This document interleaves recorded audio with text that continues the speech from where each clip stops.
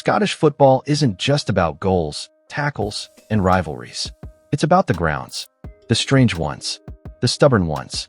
The ones that make you stop and think, who designed this? From stadiums built beside the sea to terraces that lean like they're about to collapse, Scotland is full of football architecture that makes no sense on paper, but somehow works on match day. Let's dive right in. 20. Bayview Stadium. Built in 1991, it replaced East Fife's old ground and was meant to feel modern. Instead, it feels dropped in from another country. The main stand looks borrowed from an English non-league park. 3 other sides? Open air. The North Sea wind slams straight through. East Fife call it home. The weirdness comes from scale. The stand looks neat. The rest looks unfinished. 19. Clifton Hill Stadium. Built in 1896, home of Albion Rovers. This place leans. Literally. The terracing slopes awkwardly, like it's melting toward the pitch. One end looks abandoned. Broken concrete. Rusted rails. The main stand feels haunted. Wooden parts, low roof, narrow seats. Sightlines are chaotic. Posts block views everywhere. It's one of Scotland's oldest surviving grounds and feels every single year of it. This is football archaeology. 18. Boroughbriggs. Built in 1921, home of Elgin City. The main stand is oddly tiny compared to the wide open terracing around it. In one corner, there's a random shed-style structure shoved tight against the boundary. It looks accidental, like someone parked a building where it shouldn't be. Floodlights tower above like ship masts. It feels half football ground, half rural fairground. Beautifully strange proportions. 17. Sheffield Park. Built in 1954, home of Berwick Rangers. This is where logic goes to die. A football pitch is trapped inside a speedway track. Fans feel like they're watching through a telescope. The curved safety fences and concrete barriers make it feel more like a racetrack than a football ground. It has hosted speedway, greyhounds, and football in the same week before. Madness. 16. Glebe Park. Built in 1919, home of Brehon City. The most famous feature is the hedge. Not a wall. Not fencing. A real living hedge runs along one side of the pitch. It gets trimmed like a garden. The rest of the ground feels old school, low stands, tight corners, and a classic football feel. It's the only football stadium in Britain with an actual hedge as a boundary. 15. Gayfield Park. Built in 1880, home of Arbroath FC. This ground sits right beside the North Sea. Not near it. Beside it. The famous seawall sits just meters behind one stand. The pitch freezes quicker than almost any ground in Scotland. Architecture doesn't fight the sea. It surrenders to it.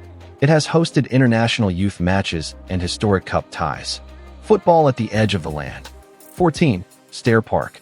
Built in 1907, home of Stranraer FC. The main stand is tiny, almost polite. But behind the goals sit massive empty terraces that look like they were built for a crowd 3 times larger. The scale is way off. It feels like a stadium that expected greatness and never got it. Wide open wins. Concrete steps are aging badly. 13. Central Park. Built in 1910, home of Cowden Beath FC. This is football trapped inside a stock car racing circuit. The pitch is surrounded by tarmac, safety tires, and concrete blocks. The stands feel temporary, even when they're not. The main stand is narrow and old.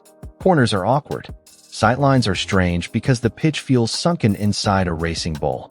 12. Victoria Park. Built in 1888, home of Bucky Thistle. The strange part? The towering scaffolding-style camera gantry that rises above the stands. It looks bolted on. It doesn't look permanent. When the wind blows, it feels alive. The stands are low and close. The structure feels industrial. It hosts Highland League games, local derbies, and cup football. It looks like a shipyard built a football stadium. 11. Station Park. This stadium sits right beside the railway line. Tight. Boxed in. Fully enclosed. Sounds normal, right? Then you sit down. The support beams are everywhere. Thick steel posts slice through sightlines. You pick a seat and gamble. Built in the late 19th century and gradually boxed in over time, the ground was never properly re-engineered. It was just added to. 10. Somerset Park. The stadium looks like 3 decades of fighting each other. Roofs at different heights, different slopes, different cladding. Corrugated iron on one side, modern steel on the other. Concrete where you don't expect it. Built in 1888, and endlessly patched up ever since. Home of Air United. Famous for brutal coastal winds. One stand traps noise, another lets it escape. 9. Disastrous Park. This stadium is a jigsaw that doesn't quite fit. The stands don't meet properly. Gaps at the corners. Strange drops in roof height. Steel clashes with concrete. The Jerry Kerr stand looks modern compared to the rest. One corner feels like it belongs to a different stadium. Built in 1883 and shaped by survival, not design. The place rattles in the wind. 8. Caledonian Stadium. This one has a split personality. 3 sides look like a small town bowl. Basic, low, modest. Then you face the main stand. It looks big league. Steel frame. Executive boxes. Clean lines. Built in 1996 to meet SBL rules so Inverness Caledonian Thistle could get promoted. That's why it feels rushed. The stadium had to look serious on one side only. 7. Ochilview Park. Ochilview feels like a concrete experiment. The terracing has odd cutouts. Steps that don't flow. Sections shaped like someone redesigned them halfway through. Built in 1890. Updated in bits. Not rebuilt. Home to Stenhousemuir FC. One stand looks almost modern. The rest is brutalist. Raw concrete. Tight spaces. It feels more like an industrial site than a stadium. 6. Forthbank Stadium. This stadium is too neat in the middle and too empty at the edges. 2 boxy stands face each other. Perfectly square. Perfectly clean. Then nothing. Open corners. Bare ends. Feels like a half-finished project. Opened in 1993 as Stirling Albion left their old ground. Wind swirl. Sound escapes. It looks like a training complex that accidentally became a stadium. 5. Reigart Stadium. This entry is just for the ends. Because they're that ridiculous. One end is a sloping tarmac bank. Fans stand on asphalt. The other end? Grass, weeds, old fencing. No symmetry. No structure. Just vibes. Clifton Hill opened in 1896 and has been improved by not changing it much. Home of Albion Rovers. It looks accidental. It is tradition. 4. Recreation Park. Minimalist. Brutal. Honest. One small main stand that feels temporary. Like a fairground rental. Metal frame. Low roof. Little protection from the weather. Open ends. Open sides. Built in 1895. Home of a low athletic. No luxury. No nonsense. The pitch is tight. The stand creaks. It feels like football stripped to bones. It's not broken. It's pure. 3. Tinecastle Park.